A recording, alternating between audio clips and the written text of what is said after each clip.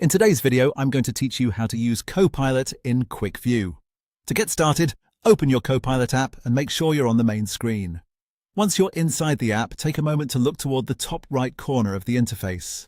This area usually contains a few small icons, so it helps to slow down and scan carefully if you don't spot the right one immediately.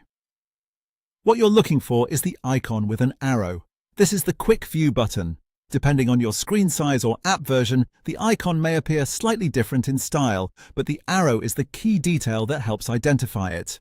If your display feels a little crowded, just keep your attention on the top right section until you find it.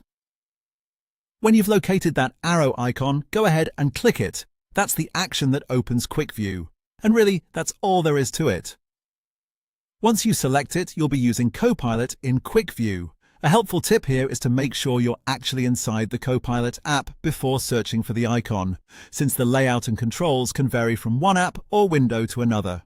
If you don't immediately see the Quick View option, it may help to maximize the window or check whether the app is fully loaded. Small interface icons can sometimes be easy to miss, especially if you're moving quickly. Quick View is designed to give you a faster way to access Copilot, so once you know where that arrow icon is, the process becomes very simple. After you've done it once, it should feel much more natural the next time. You'll know exactly where to look and what to click, so just remember the sequence. Open the Copilot app, look to the top right corner, find the arrow icon for Quick View, and click it. That's the complete process. If you're following along while watching, feel free to pause here and try it yourself inside the app. It only takes a few seconds, and once you've found the icon once, it becomes easy to recognize again later. That's how to use Copilot in Quick View.